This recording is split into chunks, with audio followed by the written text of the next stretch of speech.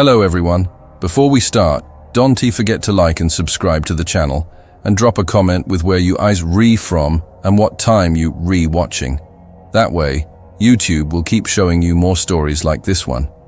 Now, let's begin. I was 24 when it happened, fresh out of college with a marketing degree and a head full of ambition. Landing a job at a mid-sized firm in Charlotte felt like the start of everything I'd been working for. It wasn't some towering corporate giant, but the office was modern, relaxed, and full of potential. I didn't know anyone in town, so when Emily, who'd started the same week as me, offered to split her 2-bedroom apartment, I thought I'd struck gold. She was upbeat, talkative, and seemed to know every shortcut in the city. We clicked instantly. Within weeks, we were carpooling, tackling small campaigns together, and ending Fridays with pizza and wine at the kitchen table. Emily thrived on gossip, who was kissing up to the manager, who was secretly dating who, but I tuned most of it out. I wanted to prove myself through hard work, not office drama. She'd laugh and say, "You're too clean for marketing. You gotta be at least a little cutthroat." I thought she was joking. The first strange thing was small. A missing calendar invite made me late for a client call. Emily shrugged it off. Probably a glitch. A couple days later, half my notes vanished from a pitch file. I scrambled to rewrite them, but in the meeting I realized the numbers were wrong. Emily leaned over and whispered, "Didn't you say you triple-checked those?" Her raised brows made me feel like an idiot. Things escalated before a major presentation. I'd spent 3 nights perfecting my slides. But that morning, my file was different. Entire sections rearranged. Bullet points rewritten in a mocking tone. Charts replaced with wrong data. It wasn't random. It was deliberate. Emily passed by with her coffee, glanced at my screen, and said casually, "Still tweaking it? Bold move, considering it ass at 10. There was a faint smirk on her lips that didn't touch her eyes. I barely survived the presentation. My rhythm was destroyed, my manager unimpressed. And there was Emily in the front row, nodding along like she was at a TED Talk, scribbling in her notebook with perfect composure. Afterward, she patted my arm and said gently, "Don't worry, everyone messes up sometimes. Honestly, Lisa was impressed you recovered it all." I wanted to believe her, but the sabotage kept coming. Emails I knew I'd sent disappeared, meeting reminders vanished. Once, I handed over a campaign mock-up, only to realize it was the wrong version, one I didn't remember saving. Meanwhile, Emily was thriving. She was getting recognition for projects I'd started, always smiling sweetly as if she were helping me out. I started doubting myself. Maybe I was slipping. Maybe I was losing it. I even went to IT, convinced something was wrong with my email or calendar sync. They found nothing, no errors, no signs of tampering. That night, lying in bed, one thought crept in and stuck. Am I going crazy? Emily came home cheerful, tossing her bag on the couch. "Want to get Thai?" she asked casually. She was too normal, and that somehow felt worse. I began protecting myself. Sticky notes on my laptop, screenshots of my calendar, locking my bedroom door at night. She noticed. One morning, leaning on the kitchen counter with her coffee, she grinned. "You locking me out now? Should I be worried?" Her smile was wide. Her eyes were flat. It all came to a head one Wednesday morning. I woke up early, around 5:30, with this tightness in my chest like my body already knew something was coming. On my way to the kitchen, I passed her door. It was cracked open. Her laptop screen glowed in the dark. She wasn't scrolling social media. She was in my work calendar. Fingers flying across the keyboard, making changes. I froze, barely breathing. Then she turned her head and saw me. And she smiled. Just a flicker, like she didn't care I'd caught her. I backed away, hands shaking so hard, I spilled coffee across the counter. That same day, I put in for emergency leave. A lie. While she was at work, I packed everything I could into my car and drove off before 5. No note, no goodbye. In my rearview mirror, she stood at the window, perfectly still. No wave, no expression, just watching. I stayed with a friend in Raleigh for 2 weeks, filed a quiet transfer request, and moved out. HR didn't press me for details. What could I have said? That I only caught her once, but every mistake, every missing file, every wrong version had her fingerprints on it? Because I knew the truth. She wasn't careless. She was precise, surgical. She didn't want to ruin me in one blow. She wanted me to unravel, to doubt myself until I quit. I never spoke to her again. From what I hear, she's still there, moving up fast. Sometimes I wonder if she's doing it to someone else now. But mostly, I try not to think about her. Now, I lock my devices. I separate my work and personal life. I keep people at a distance. Because the most frightening thing is realizing someone can dismantle your entire life without raising their voice or laying a hand on you. Just small cuts, subtle enough you don't notice, until you're already bleeding. Story No. 2. I was a junior at a small university in Oregon when it happened. Fall semester had just begun, and for the first time, I was living off campus.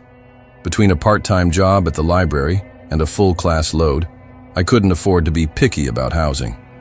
I found the apartment on a student message board. 2 bedrooms, close to campus, cheap rent. The only condition was that the current tenant wanted someone quiet. That's how I ended up with Jordan. Jordan was polite but distant. His room was unnervingly bare, no posters, no clutter, just a perfectly made bed, a desk, and a shelf lined only with law textbooks and a single Bible. He worked nights at a print shop downtown and barely spoke to me. Honestly, that suited me. As long as he paid rent and didn't play music at 2 a.m., I didn't care. For the first month, things were normal. We lived like shadows passing in a hallway. But one night in mid-October, everything shifted. I woke at 3 a.m. with that unshakable feeling. Your body knowing something's wrong before your mind catches up. My heart was already racing. When my eyes adjusted, I saw Jordan at the foot of my bed. Barefoot, motionless, holding the large kitchen knife we used for cooking. He wasn't swaying like a sleepwalker. He wasn't confused. He was staring straight at me. I whispered his name. Slowly, his eyelids lowered, and in a flat voice he said, "Oh, sorry, man. Must have been sleepwalking." Then he turned, walked out, and closed his door. I didn't sleep a second after that. The next morning, he was in the kitchen making coffee, cheerful, asking if I wanted eggs, like nothing had happened. I told myself it had just been sleepwalking, even Googled cases of people carrying knives while asleep. But I couldn't shake the way he had looked at me, like he was awake, like he was present. And then the little things started. He checked the locks 3 or 4 times a night. I caught him standing in the dark living room, muttering at the blank TV. I found the knives in the drawer all flipped, blades pointed outward, handles tucked in. I came home one evening to find my locked bedroom door slightly open, my pillows rearranged. Finally, I confronted him, half joking, trying to play it off. "Hey man, remember that night you were in my room with the knife? That kind of freaked me out." He just stared, then said evenly, "Yeah, my mom said I used to do weird stuff in my sleep. I've got it under control now." It didn't sound like reassurance. It sounded rehearsed. That night, I pushed my desk in front of my door. Around 2:30 a.m., I heard footsteps outside my room. Slow, back and forth, back and forth. Then a soft knock, 2 taps, silence. I lay frozen with 911 typed into my phone, thumb hovering over the call button. He never tried the handle, just stood there. I waited almost half an hour before the steps faded. The next day, I told him I'd be staying at my girlfriend's. I didn't have a girlfriend. I checked into a cheap motel instead. When I started asking around campus about him, people's faces changed. A guy in my psych class pulled me aside. "You live with Jordan? Dude, you need to be careful." He told me Jordan had been kicked out of the dorms 2 years earlier, screaming at night, banging on doors, sitting outside rooms for hours. A girl said he used to stand outside her building every night, just staring at the windows. That was enough. I waited until Jordan was at work, went back, packed everything I could into my car, and left. I never told him. I blocked his number, changed my email, and moved into a freezing studio apartment where the heater barely worked. But I slept better there than I had in weeks. Months later, I saw a flyer on campus. Jordan is no longer enrolled due to personal reasons. That was all it said. I never found out what was really wrong with him. All I know is that, for weeks, I slept a few feet away from someone who stood over me in the dark with a knife and called it sleepwalking. Story No. 3. I'm not usually the type to post personal stories online, but what happened to me in 2018 still knots my stomach every time I think about it. Maybe writing it down is the only way to make sense of it. I had just moved to a mid-sized city in Oregon for my first real job out of college. I didn't know a single person there, and rent was brutal. Desperate, I turned to Craigslist and found a listing for a cheap room in a shared house. That's how I met Jessica. She was about my age, maybe a year older, with this bubbly, overly warm energy that made me drop my guard immediately. When I came to see the place, she answered the door barefoot in pajama pants, holding 2 popsicles. She told me she'd just come back from a walk and loved the heat. The weird part? It was February. That should have been my first red flag. But the rent was perfect, and she seemed harmless enough. I moved in 3 days later with 2 suitcases and a foldable mattress. At first, everything seemed fine, though Jessica was strange. She was talkative, but evasive. When I asked what she did for work, she just said she freelanced. She had random people over at odd hours, men and women, none of whom she introduced. Some nights I'd wake at 2 or 3 a.m. to hushed voices in the kitchen or the sound of pacing in the hallway. Once, I got up for water and found a man I'd never seen before, sitting cross-legged in the hallway, eating cereal straight from the box. He didn't even look at me, just kept chewing, like he lived there. After that, I started locking my bedroom door at night. Not because I felt directly threatened, but because the unease was constant. Jessica, meanwhile, acted like nothing was out of the ordinary. She always smiled too wide, spoke too fast, and avoided eye contact at the strangest moments. One evening, I asked her if she was okay. For just a second, her expression shifted, like I'd caught her in the middle of something I wasn't supposed to see. Then she laughed and said, "You're sweet. I'm just not good at normal life." I didn't know what she meant, and I didn't ask again. Things escalated on a Saturday night around 11 p.m. I was in bed watching Netflix when I heard the front door open and close quietly. I assumed Jessica had come home. But then my phone buzzed. It was a text from her.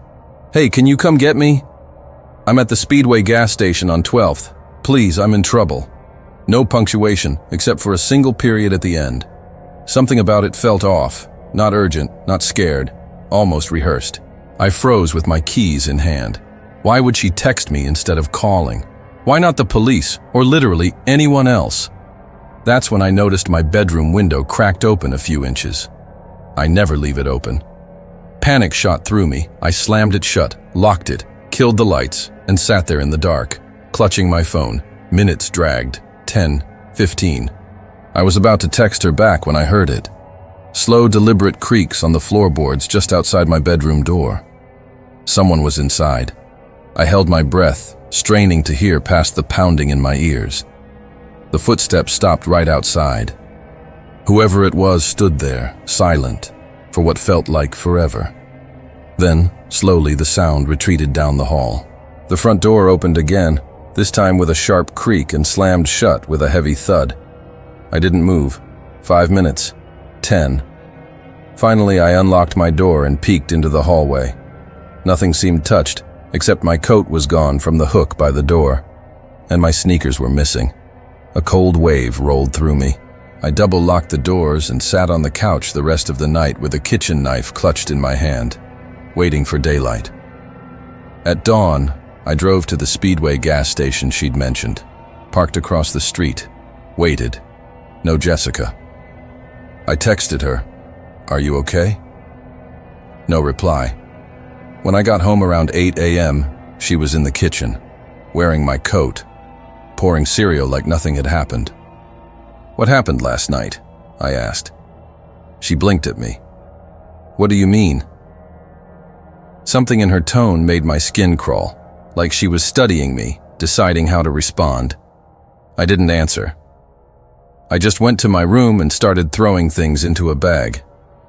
That's when I noticed my laptop was gone, and the envelope of emergency cash I kept hidden in a mug at the back of my closet. Gone. It hit me all at once. The text, the open window, the footsteps. She'd been trying to lure me out.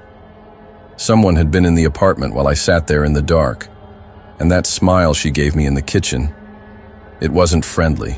It was smug. She knew I'd figured it out. I left within the hour and crashed on a coworker's couch for weeks. I filed a police report, but the landlord later told me Jessica, if that was even her name, had vanished, leaving the place trashed and unpaid for. She'd used a fake reference on the lease. I never got my stuff back, but honestly, I didn't care. I was just relieved nothing worse had happened. The part that still makes me sick is this. I don't know how many people were in that apartment with her that night. For months, I couldn't sleep without barricading my door. I kept telling myself maybe it had just been a burglary, but deep down, I know it wasn't. If I'd left the apartment for even 5 minutes that night, I don't think I would have come back at all.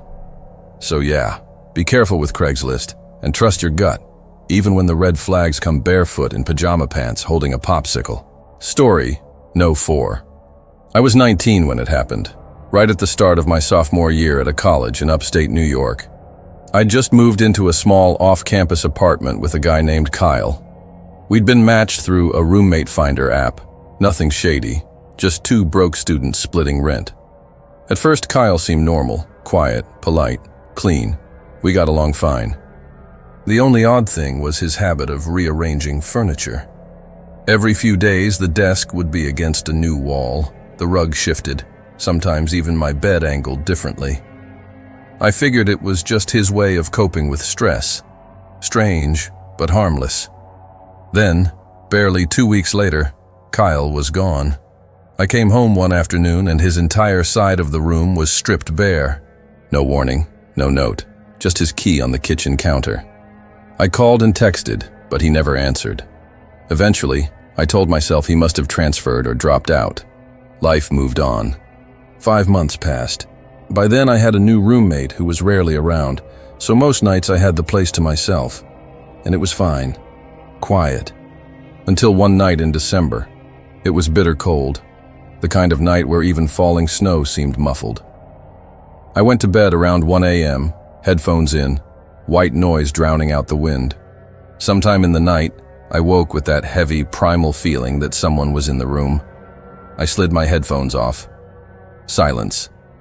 Except for the faint, steady creak of wood. And then I saw him. Kyle. He was standing in the middle of the room. Same lanky frame, but thinner now. His skin pale and grayish. Hair greasy, hanging over his face. Dark hollows under his eyes, like he hadn't slept in days. But what froze me wasn't how he looked. It was what he was doing. He was moving the furniture, my bed, my desk, the rug, piece by piece, slow and careful, setting the room back to some exact arrangement he remembered, like he still lived there. And he didn't say a word. Not when I sat up, not when I whispered his name. He just kept working, methodical, like I wasn't even there. My phone was on the nightstand, inches away, but I didn't move. It felt like the smallest motion would snap something fragile between us, something keeping him from whatever else he might do. Finally, I managed. Kyle, what are you doing? He froze, hands resting on the desk. Slowly, he turned his head toward me. When his eyes met mine, they were hollow, empty, like I wasn't looking at a person anymore.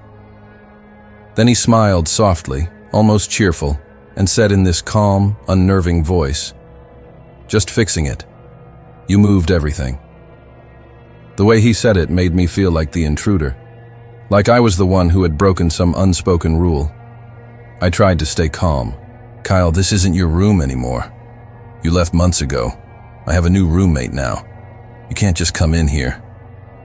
He barely reacted, just blinked, slow, and muttered something about needing the space back the way it was. Then he drifted to the closet, opened the door, and stood there, motionless, staring into the dark for almost a minute. My pulse was hammering. I edged closer to my phone. Then, without looking at me, he asked, "Where are my sketchbooks?"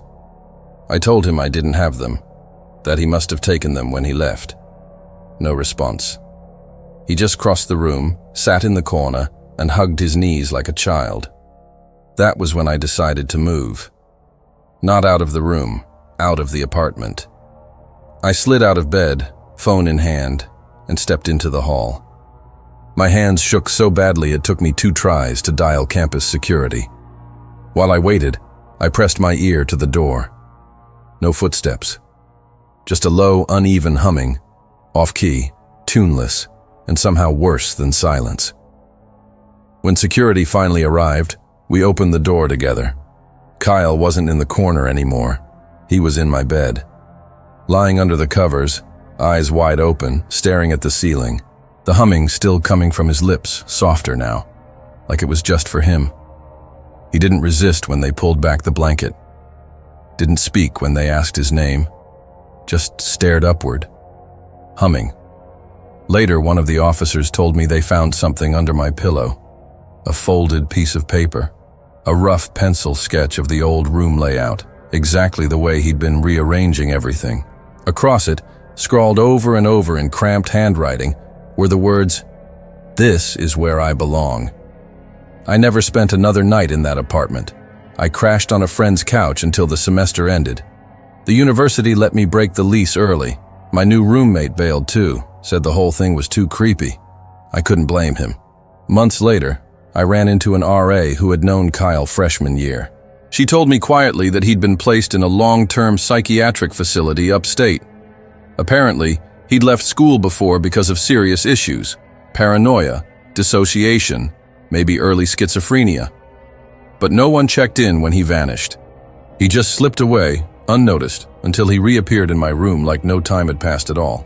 Even now, I sometimes wake in the dark to the sound of wood creaking. I tell myself it's the building settling, but for a split second I expect to open my eyes and see him there again, silently moving the furniture back into place. Kyle never touched me, never raised his voice, but he shattered something else, my sense of safety. Because when someone believes a space is theirs, it doesn't matter who's living in it now. They'll come back for it. And I still keep that sketch they found under my pillow. Don't ask me why. Maybe because I need proof it really happened. Proof that someone can carry an entire world in their head, one that makes sense to them, until it collides violently with yours. Kyle never laid a hand on me. But to this day, I sleep with my door locked, always. Story No. 5. My name's Anna. I'm 29 now, but this happened 2 years ago when I was living in Portland, Oregon. Back then, life finally felt like it was falling into place. I'd just been promoted at the digital marketing firm where I worked, finally making enough to breathe a little easier. I had a modest 2-bedroom apartment near downtown.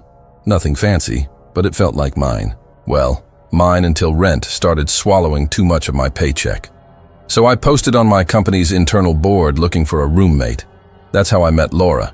She worked in a different department, polite, soft-spoken, with that quiet, apologetic tone people use when they don't want to take up too much space.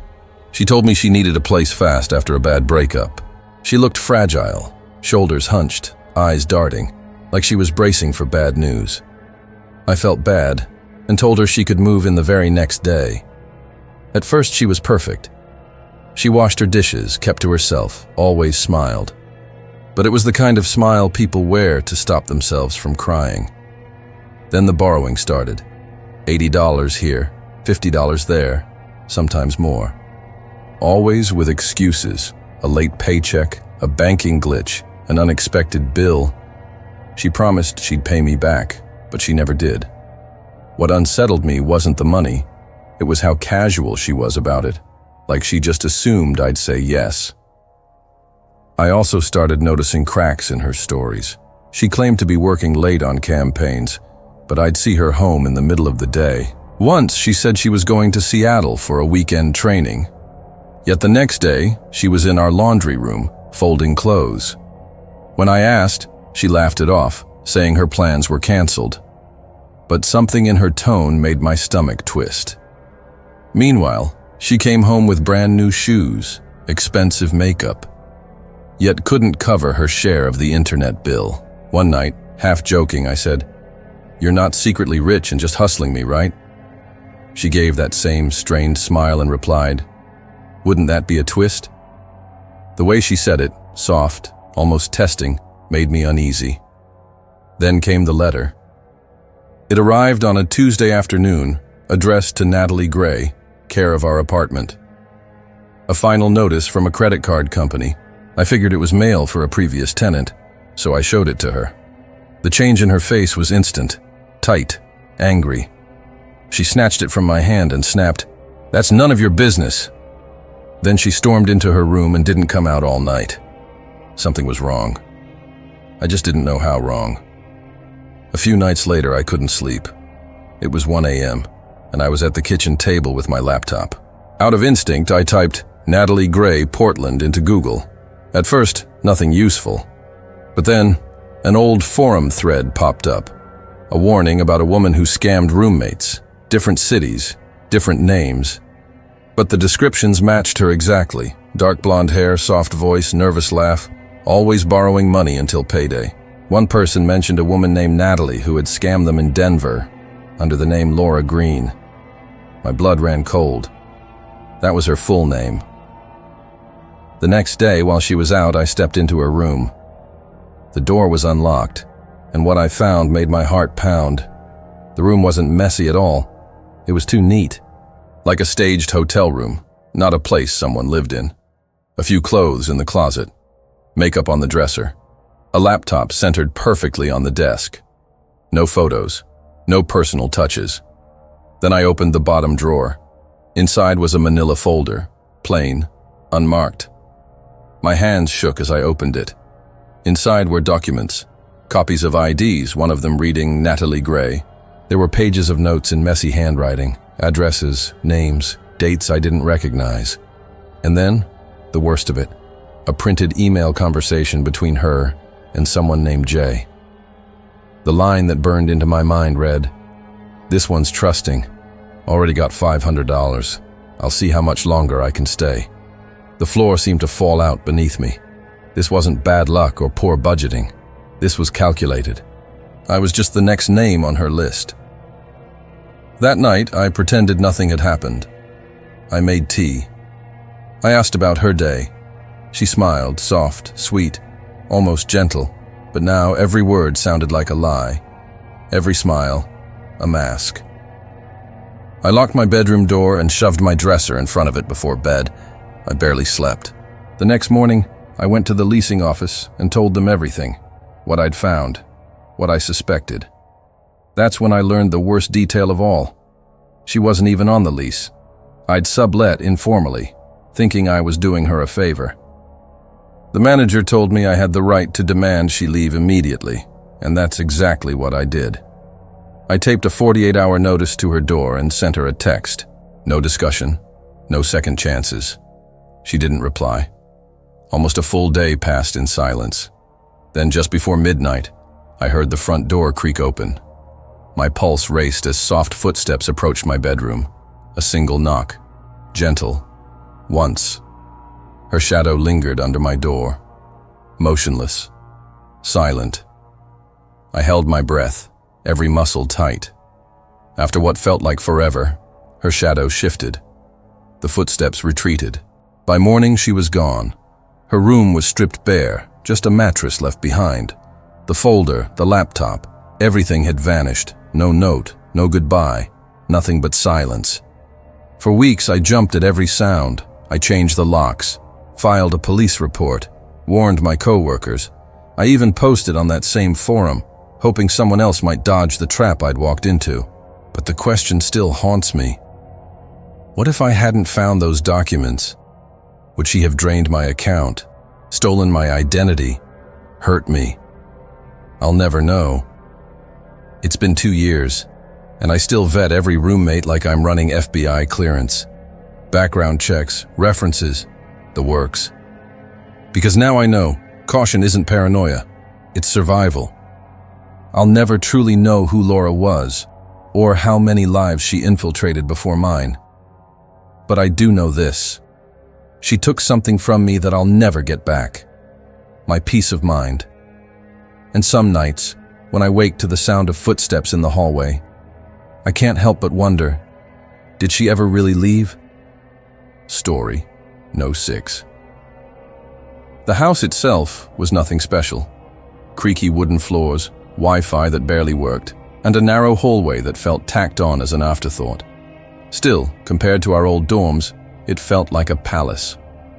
For the first couple of weeks, life was normal. Classes were steady, I was sleeping better, and the place was starting to feel like home.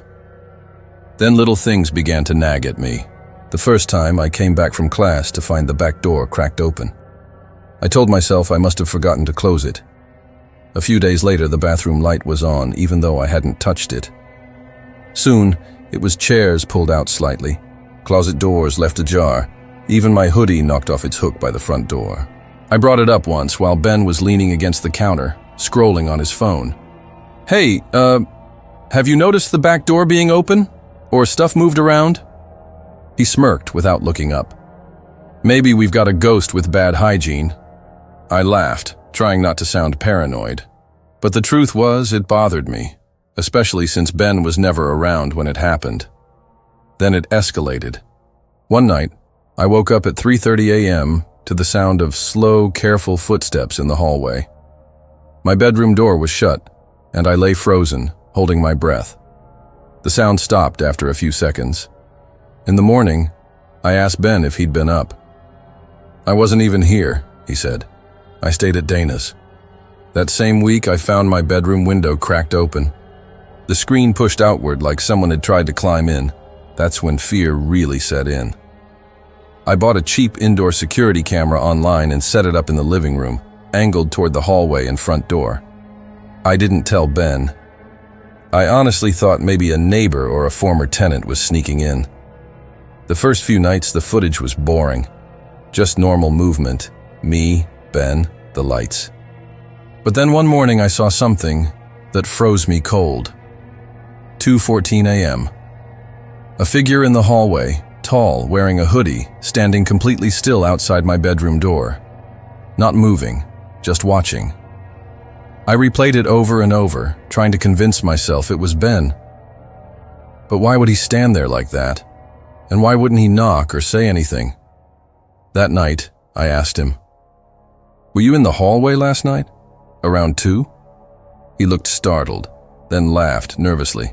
"No, man, I was at Dana's." He even showed me a picture of the two of them on her couch. It didn't prove anything, but I didn't push. Something told me not to mention the camera. After that, the atmosphere changed. Ben went quiet.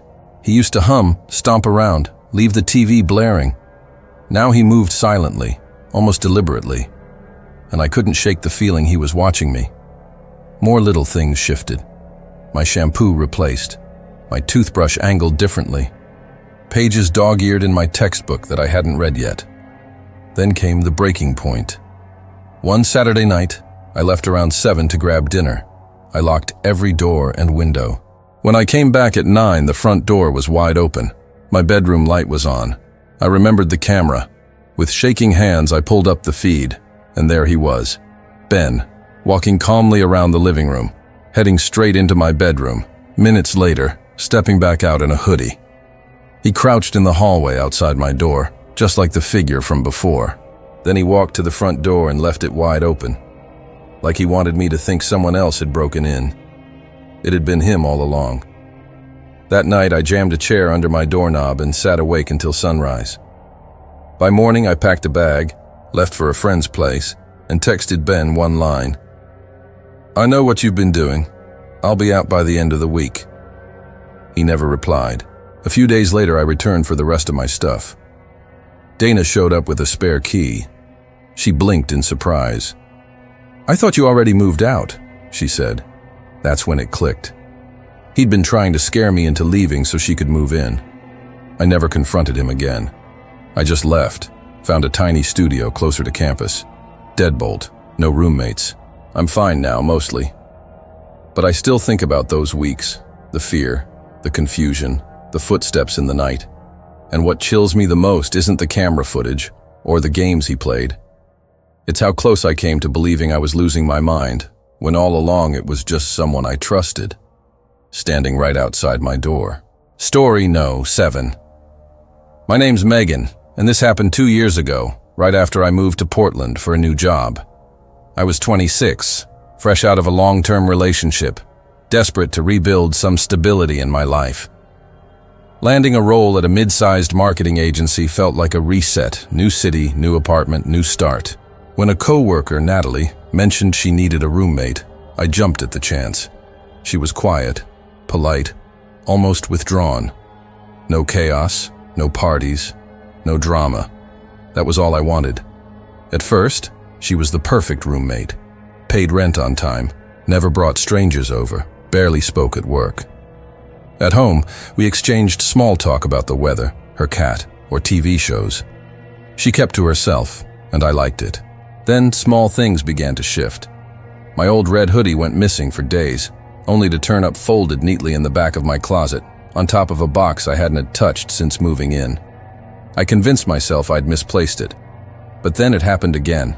My necklace, my earrings, little pieces of me vanishing and reappearing in carefully chosen places. Unease crept in. I started second-guessing myself, lying awake at night, replaying where I'd left things. Meanwhile, Natalie stayed the same, soft-spoken, distant. Except now, I caught her watching me, not looking, watching. One Friday, I came home early with a migraine. I hadn't told her. When I opened the door, I froze. Footsteps, light, deliberate, coming from my bedroom. A moment later, Natalie stepped out holding my hairbrush. Her voice shook. "Oh, I thought this was mine." She rushed off to her room, leaving me in the hallway, clutching my bag like a shield. That night I didn't sleep. The hoodie, the folded clothes, the spotless desk, I couldn't ignore it anymore. She wasn't just touching my things, she was studying them, using them. I bought a motion-activated camera and set it on my bookshelf. A week later, the truth surfaced. 15 minutes after I'd left for dinner, Natalie walked into my room. She didn't sneak. She moved slowly, methodically, like this was routine. She opened my drawers, held clothes to her body, pressed a shirt to her face and breathed it in. Then she put on my mother's necklace and stood in front of the mirror, tilting her head, smiling faintly, as if she wasn't trying it on, as if she was becoming me. I felt sick, violated. It wasn't just about my things anymore. It was my identity. The next morning, I acted normal, smiled in the kitchen, asked about her day. That night, I packed a bag and hid it in my car. I sent the footage to my mom and a close friend with one message. "If anything happens, show this to the police." By Sunday, I met with the landlord. The moment he saw the video, his face went pale. He let me break the lease immediately. On Monday, while Natalie was out, I moved everything with 2 friends. No note, no goodbye. I never saw her again. She didn't call, didn't text. She just vanished. It's been 2 years, but I still can't wear that necklace. It sits buried in a box, because every time I see it, I picture her standing in front of my mirror, head tilted, faint smile, like she was practicing being me. And that's what unsettles me most. Not that she entered my room, not that she touched my things, but that she didn't see me as a person, just a collection of objects she wanted to slip into. Sometimes I wonder if she's done it before, or if she's doing it to someone else right now. If something feels wrong, trust it. I ignored every red flag because I didn't want to seem paranoid. But the truth was there the whole time, sitting across the table, quietly watching me a little too closely.